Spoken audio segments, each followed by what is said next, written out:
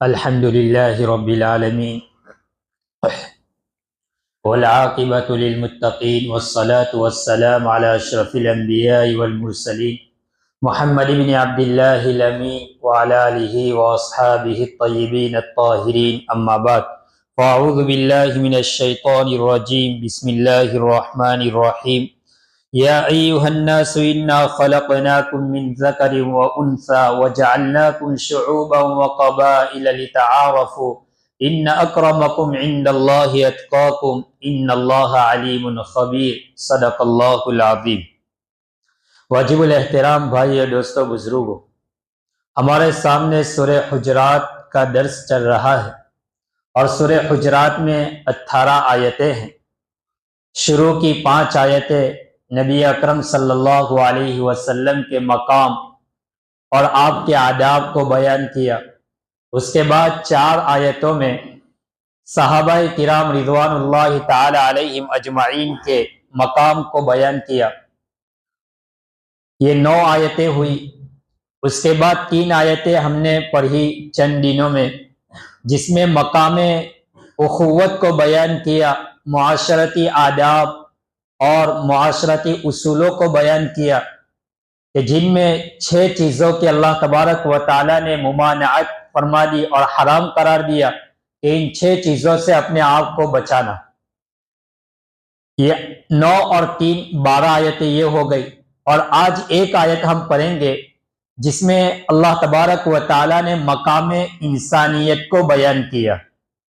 پوری دنیا کے تمام انسانوں کو، روئے زمین پر بسنے والے تمام انسانوں کو ایک لڑی میں اللہ تبارک و تعالی نے پیرو دیا اور فرما دیا کہ تم سب برابر ہو۔ اللہ تعالیٰ فرماتے یا ایھا الناس انا خلقناکم من ذکر وانثی وجعلناکم، اے لوگوں ہم نے تم کو ایک مرد اور ایک عورت سے پیدا کیا، وجعلناکم شعوبا وقبائل لتعارفوا، اور ہم نے تم کو مختلف ذات اور قبائل میں بانٹ دیا، لتعارفوا، تاکہ تم آپس میں ایک دوسرے کو پہچان سکو۔ ان اکرمکم عند اللہ اتقاکم، تم میں سب سے زیادہ مکرم عزت اور شرافت کے اعتبار سے اللہ کے نزدیک وہ ہے جو تقوی کے اعتبار سے ہو۔ ان اللہ علیم خبیر، یقیناً اللہ تبارک و تعالی جاننے والا باخبر ہے۔ یہ آیت کریمہ میں اللہ تبارک و تعالی نے مقام انسانیت کو بیان کیا ہے۔ ہمارا ایک رشتہ تو ایمان کی بنیاد پر ہے، اور ایک رشتہ خون کے اعتبار سے ہے، آپس میں بھائی ہے رشتہ داری کے اعتبار سے۔ اسی طرح ایک رشتہ ہمارا انسانیت کی بنیاد پر ہے، چاہے وہ مسلمان ہو چاہے وہ کافر ہو، کوئی بھی ہو، تو مقام انسانیت کے اعتبار سے بھی ہمارا ایک رشتہ ہے۔ تو انسانیت کے ناطے ہمارے اوپر یہ حق ہے کہ ہم ایک دوسرے کے ساتھ احترام کے ساتھ پیش آئے۔ ایسا نہیں کہ ہمارا رشتہ دار ہے، ہمارا ملنے والا ہے تو ہم ان کے ساتھ اچھے احترام کے ساتھ اکرام کے ساتھ پیش آئے، اور اگر وہ ہمارا ملنے والا نہیں ہے، ہم سے دور ہے اور کوئی رشتہ ناتا نہیں ہے، ہم پہچانتے نہیں، تو اس کے ساتھ کسی اور طریقے سے پیش آئے۔ یہ تعلیم شریعت اسلام کی نہیں ہے۔ اللہ کے حبیب علیہ السلام نے تو یہاں تک فرمایا کہ تم جس کو پہچانو اس کو بھی سلام کرو، اور جس کو تم نہ پہچانو اس کو بھی سلام کرو۔ یہ تعلیم ہمیں شریعت اسلامی نے دی ہے۔ تو چاہے ہم جس کو جانتے ہو یا جس کو نہ جانتے ہو، ہر ایک کے ساتھ احترام کے ساتھ پیش آئے۔ اس سے پہلے بھی شاید میں نے آپ کو بتایا تھا کہ ایک یہودی کا جنازہ آیا تو نبی اکرم صلی اللہ علیہ وسلم کھڑے ہو گئے۔ صحابہ نے فرمایا کہ اللہ کے حبیب صلی اللہ علیہ وسلم یہ تو یہودی ہے، تو آپ نے فرمایا انسان تو ہے نا، میں تو انسانیت کے احترام کے ناطے میں کھڑا ہو گیا۔ تو یہ ہے۔ تو میرے بھائیوں، یہ آیت کریمہ ہمیں یہ سبق دیتی ہے کہ اللہ تبارک و تعالیٰ کا ہمارے اوپر سب سے بڑا احسان تو یہ ہے کہ اللہ تعالیٰ نے ہمیں مسلمان بنایا، مسلمان کے گھروں میں پیدا کیا، یہ سب سے بڑا احسان ہے۔ اور اس کے بعد سب سے بڑا احسان یہ ہے کہ اللہ تعالیٰ نے اپنے آخری نبی محمد رسول اللہ صلی اللہ علیہ وسلم کے ذریعے اور اپنی آخری کتاب قرآن کریم کو اتار کر ہماری ہدایت اور رہنمائی فرمائی، اور ہمیں در در بھٹکنے اور گمراہی میں پڑنے سے ہماری حفاظت فرمائی۔ میرے بھائیوں، ہم دیکھتے ہیں ہائی وے کے اوپر، اسی طرح ہم دیکھتے ہیں مختلف لوگوں کو کہ وہ کیسے کیسے لوگوں کے سامنے سجدہ کرتے ہیں، جو نہ بولتے ہیں، نہ کھاتے ہیں، نہ پیتے ہیں۔ ان کے اوپر اگر مکھی بیٹھ جائے تو مکھی کو نہیں ہٹا سکتے، وہ نہ نفع نقصان کے مالک ہے، لیکن اللہ نے ان کی عقلوں کے اوپر پردہ ڈال دیا ہے۔ ختم اللہ علی قلوبہم وعلی سمعہم وعلی ابصارہم غشاوہ، ان کی آنکھوں کے اوپر، کانوں کے اوپر، دلوں کے اوپر پردے ہیں۔ تو بہرحال اللہ تبارک و تعالیٰ کا بہت بڑا احسان ہے کہ اللہ نے ہمیں آخری نبی جناب محمد الرسول اللہ صلی اللہ علیہ وسلم کی امت میں پیدا فرمایا۔ بہت سارے نبیوں نے آپ کی شریعت میں پیدا ہونے کی تمنائیں کی تھی، دعائیں کی تھی، لیکن وہ قبول نہیں ہوئی، اور حضرت عیسیٰ علیہ نبینا علیہ السلام کی دعا قبول ہو گئی، اور وہ کل قیامت سے پہلے وہ اسی روئے زمین پر آسمان سے نیچے جلوہ افروز ہوں گے، اور وہ شریعت محمدی کے مطابق فیصلہ کریں گے، اور ایک محمد رسول اللہ صلی اللہ علیہ وسلم کا امتی ہونے کے حیثیت سے زندگی گزاریں گے۔ تو یہ اللہ نے ہمیں بن مانگے اور بغیر تمنا، بغیر دعا کے ہمیں آپ علیہ السلام کی شریعت میں پیدا فرمایا۔ یہ بہت بڑا اعزاز، بہت بڑا اعزاز ہے۔ اور اس سے بڑا اعزاز کیا ہو سکتا ہے کہ کل قیامت کے دن جب ان قوموں کو، یہود و نصارہ یا یہ کرسچن یا جتنی بھی قوم ہے دنیا میں بسنے والی، یہ جب ان کو اللہ تعالیٰ جب ان کو حاضر کریں گے اور ان سے پوچھیں گے کہ کیا تمہارے نبی نے تمہیں پیغام پہنچا دیا، تو وہ لوگ انکار کریں گے کہ ہمارے پاس تو کوئی نہیں آئے تھے، ہمیں تو کسی نے کوئی دعوت نہیں دی تھی۔ تو پھر اللہ تبارک و تعالیٰ ان کے انبیاء کو بلائیں گے، وہ کہیں گے کہ باری تعالیٰ ہم نے آپ کے پیغام کو ان لوگوں تک پہنچایا ہے، یہ لوگ جھوٹ بول رہے ہیں۔ تو پھر اللہ تعالیٰ ان سے کہیں گے، ان انبیاء سے، کیا تمہارے پاس کوئی گواہ ہے؟ تو پھر انبیاء علیہ نبینا علیہ السلام اپنے گواہ کے اعتبار سے ہمیں پیش کریں گے کہ یہ آخری نبی کی امت ہے۔ تو وہ لوگ پھر اعتراض کریں گے، یہ لوگ تو تھے نہیں۔ تو پھر یہ امت جواب دے گی کہ اللہ آپ نے آخری کتاب اتاری تھی قرآن کریم، اس نے ہم نے پڑھا تھا، اور اللہ تعالیٰ قرآن کریم میں فرما رہے ہیں وَكَذَلِكَ جَعَلْنَاكُمْ أُمَّةً وَسَطًا لِتَكُونُوا شُهَدَاءَ عَلَى النَّاسِ، کہ تمام نبی ہمارے لیے گواہی دیں گے، اور وَكَذَلِكَ جَعَلْنَاكُمْ أُمَّةً وَسَطًا لِتَكُونُوا شُهَدَاءَ، کہ تم سب گواہی بن کر وہاں کھڑے ہوں گے، تو ہمیں گواہی دینا ہے۔ تو بہرحال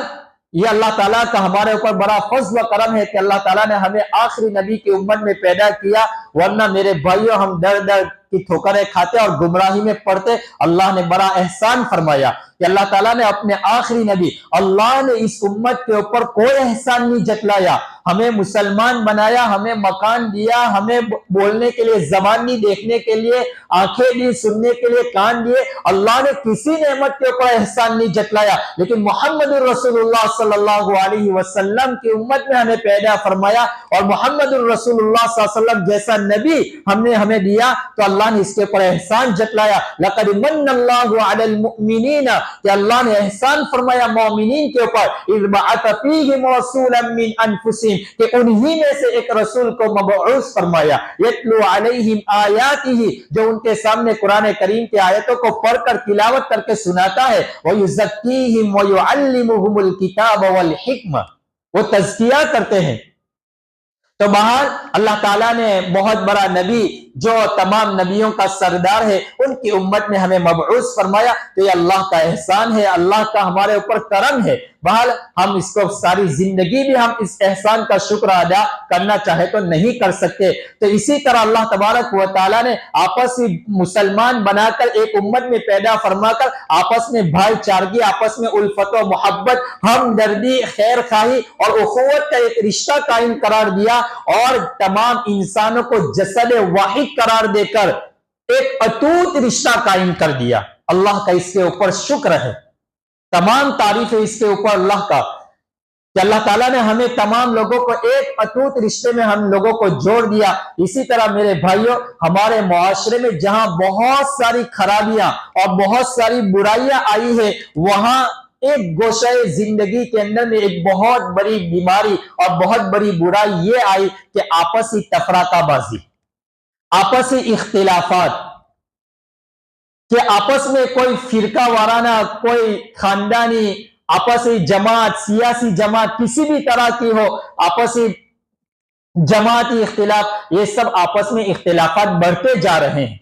حالانکہ نبی اکرم صلی اللہ علیہ وسلم نے یہ سب کچھ ختم فرما دیا کہ کوئی کسی کے اوپر کوئی افضل نہیں ہے،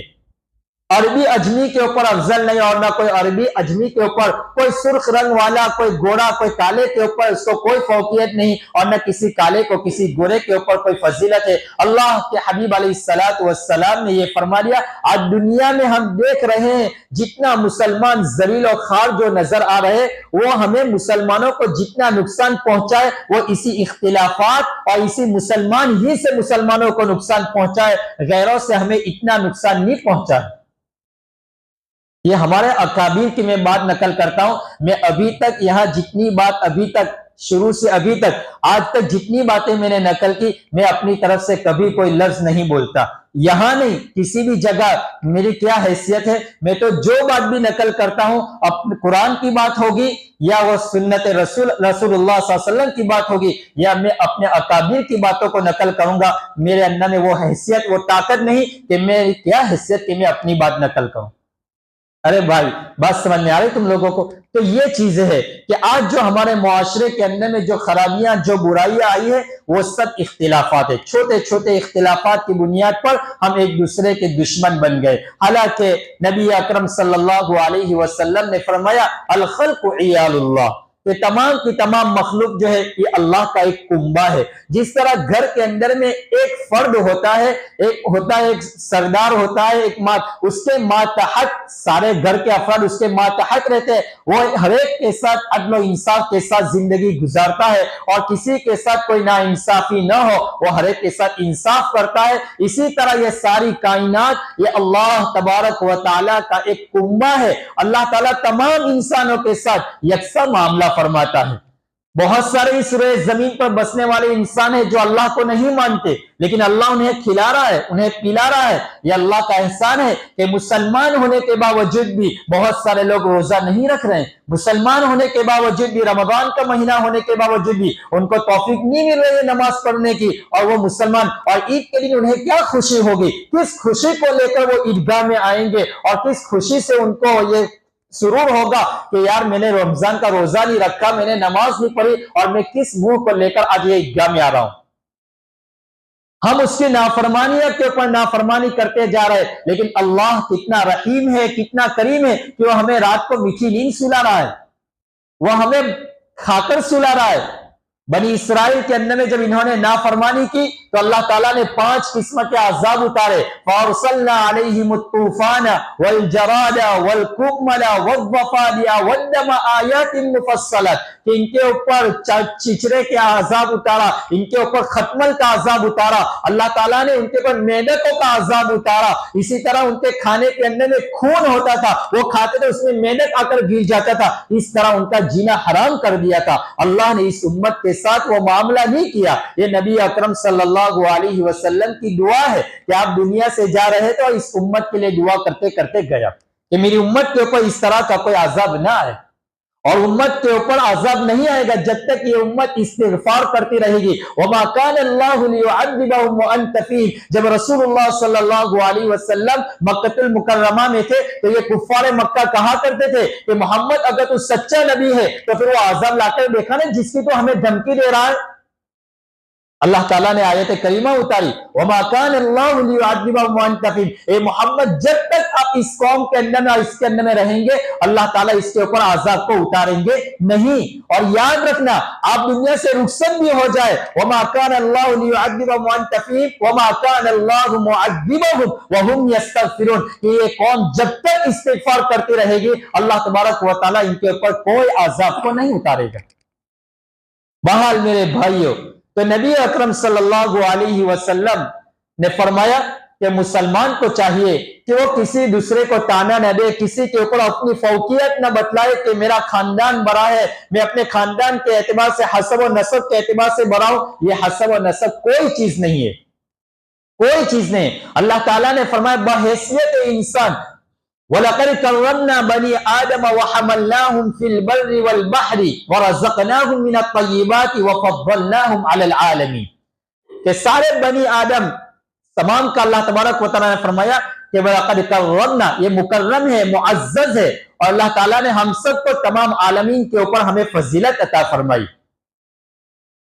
بہرحال میرے بھائیو، یہ آیت کریمہ کا جو نزول ہوا یہ اس وقت ہوا کہ جب مکۃ المکرمہ فتح ہوا، نبی اکرم صلی اللہ علیہ وسلم نے حضرت بلال کو حکم دیا کہ بلال اذان دو، تو حضرت بلال رضی اللہ تعالیٰ عنہ کعبۃ اللہ کی چھت کے اوپر چڑھ کر آپ اذان دینے لگے۔ تو اس وقت کفار قریش، مکہ کے جو سردار تھے، ان میں سے ایک عتاب بن اسید وہ کہنے لگا کاش اچھا ہوا کہ میرا والد یہ منظر دیکھنے سے پہلے ہی دنیا سے رخصت ہو گیا، اچھا ہوا کہ میرے والد آج یہ منظر دیکھ لیتے، ان کے اوپر کیا گزرتی۔ یعنی اور دوسرا ہشام وہ کہنے لگا کہ محمد کو اس کالے کوے کے علاوہ کوئی اور انسان ملا ہی نہیں، محمد کو اس کالے کوے کے علاوہ کوئی اور انسان ملا ہی نہیں۔ اور ابو سفیان کہنے لگے اگر میں اپنی زبان سے کچھ بولوں گا تو محمد کا اللہ جو ہے نا وہ اپنے فرشتے کو اتار کر اس کو باتیں بتلا دے گا کہ یہ لوگ ایسے ایسی باتیں کر رہے تھے۔ اس لیے ابو سفیان نے تو اپنی زبان سے کچھ نکالا ہی نہیں۔ فوراً اسی موقع کے اوپر اللہ تبارک و تعالیٰ نے وحی کا نزول فرمایا، جبرائیل امین یہ آیت لے کر نازل ہوئے، یا ایھا الناس انا خلقناکم من ذکر وانثی وجعلناکم شعوبا وقبائل لتعارفوا، اور پھر یہ آیت اتار کر جبرائیل امین نے ان لوگوں کی ساری حقیقتیں بیان کر دی کہ یہ لوگ وہاں بیٹھ کر اس طرح کی گفتگو کر رہے ہیں۔ اللہ کے حبیب علیہ الصلوۃ والسلام نے ان لوگوں کو بلایا، فرمایا تم ایسے ایسی باتیں کر رہے تھے، اور وہ بالکل ہکے بکے رہ گئے کہ یار یہ تو ہمارے علاوہ کسی کو معلوم ہی نہیں تھا۔ ابو سفیان نے بالکل خاموش ہو گئے، ان کی سرزنش کی، انہیں ڈانٹ ڈپٹ کی، اور اس موقع پر یہ آیت کریمہ اتاری، اور اللہ کے حبیب علیہ الصلوۃ والسلام نے فرمایا کہ کسی کے اوپر کوئی فوقیت نہیں ہے، اور اگر کوئی مالدار ہے، کوئی حسب و نسب ہے، تو ان کا مال، ان کا حسب و نسب انہیں کوئی فائدہ نہیں ملے گا، آخرت میں کوئی کسی کا رشتہ کام نہیں دے گا۔ اللہ کے حبیب نے اپنی بیٹی کو بھی فرمایا تھا، فاطمہ کو، اپنے خاندان کو بھی بتایا تھا کہ میں محمد نبی ہوں، لیکن نبی ہو کر تمہیں بچا نہیں سکے گا۔ تو آخرت میں جو چیز کام آنے والی ہے وہ اعمال صالحہ ہے، وہ تمہارا صدق، تمہارا اخلاص، تمہارا تقوی کام آئے گا۔ اللہ کے نزدیک اگر کوئی اللہ کے نزدیک کسی کا مقام ہے وہ تقوی کے اعتبار سے، ان اکرمکم عند اللہ اتقاکم۔ آپ دیکھ لیجئے، آپ کو معلوم ہے کہ حضرت نوح علیہ نبی علیہ الصلوۃ والسلام کا بیٹا کنعان کافر تھا لیکن اسلام نہیں لایا، لیکن نوح علیہ الصلوۃ والسلام ان کو نہیں بچا سکے۔ اسی طرح حضرت لوط علیہ الصلوۃ والسلام کی بیوی کافرہ تھی۔ ایک بات ہمیشہ یاد رکھنے کی کہ انبیاء علیہ نبی علیہ الصلوۃ والسلام کی بیوی کافرہ تو ہو سکتی ہے، زانیہ اور فاسقہ نہیں ہو سکتی، کافرہ ہو سکتی ہے۔ لوط علیہ الصلوۃ والسلام کی بیوی ایک بڑا لمبا واقعہ ہے، اور انشاءاللہ زندگی باقی رہی تو کبھی کسی مجلس میں کسی وقت سنائیں گے کہ لوط علیہ الصلوۃ والسلام کے اوپر جو عذاب آیا تھا، اور اس سے پہلے جبرائیل امین فرشتے حضرت ابراہیم علیہ الصلوۃ والسلام کے پاس آئے، انہیں اسحاق علیہ السلام کی خوشخبری دی، پھر انہیں پوچھا کہ تمہارا یہاں سے کہاں جانا ہے، تو کہا ہم لوط علیہ الصلوۃ والسلام کے پاس جا رہے۔ پھر لوط علیہ الصلوۃ والسلام کے گھر میں وہ فرشتے آئے تو ان کی قوم میں ایک بدترین اور بدبخت اور اتنی خطرناک بیماری تھی کہ وہ اپنی ضروریات کو لڑکوں سے پوری کرتے تھے، نعوذ باللہ، لواطات کا کام کرتے تھے۔ تو خیر لوط علیہ الصلوۃ والسلام کے گھر میں جب وہ فرشتے آئے اور انہوں نے وہ بشارت دی اور وہ ڈر گئے، اس وقت ان کی بیوی نے سب کو اطلاع کرنا تھا، وہ ایمان تو لائی نہیں تھی، تو اس وقت لوط علیہ الصلوۃ والسلام کی بیوی نے گھر میں آگ جلانی شروع کی، اور جب آگ جلتی تھی اس کا دھواں نکلتا تھا، لوگ سمجھ جاتے تھے کہ یہ گھر میں مہمان آئے ہوئے ہیں۔ تو وہ قوم کے جو بدترین لوگ تھے جو اس طرح کا کام کرتے وہ فوراً دوڑ کر آ گئے، دروازے کے پر دروازہ کھٹکھٹانا شروع کیا۔ تو باہر مجھے یہ کہنا ہے کہ لوط علیہ الصلوۃ والسلام کی بیوی کافرہ تھی، تو ایک نبی کے ماتحت رہنے والی، لیکن نبی کے عمل نے اور نبی کے ایمان نے انہیں بچا نہیں سکا۔ تو نسب یہ کوئی چیز نہیں ہے۔ اور فرعون کے ماتحت رہنے والی حضرت آسیہ رضی اللہ تعالی عنہا، وہ فرعون ایمان نہیں لایا، لیکن آسیہ وہ ایمان لے آئی موسیٰ علیہ السلام کے اوپر، اور ایسی عجیب و غریب دعا کی کہ اللہ اکبر، قیامت تک اللہ تعالیٰ نے اس کو آیت بنا کر قرآن کریم میں نازل فرما دیا۔ قرآن کریم میں وہ فرمایا اللہ آپ مجھے اس ظالم سے مجھے نجات دیجئے اور مجھے اپنے عرش کے قریب مجھے اپنی جگہ دے دیجئے۔ کیسی خطرناک، اور سب سے پہلے دنیا کے اندر میں پھانسی دینے والا اور یہ فرعون ہے، اسی نے سب سے پہلے پھانسی دی تھی حضرت آسیہ کو، عجیب و غریب لکڑے کے اوپر سلایا، پھر اس لکڑے کے اوپر اس نے کپڑے بھی اتارے اور آسیہ کا چہرہ بالکل محل کی طرف کر دیا کہ یہ محل دیکھ کر شاید وہ اٹک جائے، وہ ڈر جائے، وہ ایمان سے پھر جائے، لیکن آسیہ کے دل کے اندر میں ایمان گھر کر چکا تھا اور اس نے وہ لکڑے کے اوپر ہاتھ اور اس کے بدن میں کیلے مارے تھے۔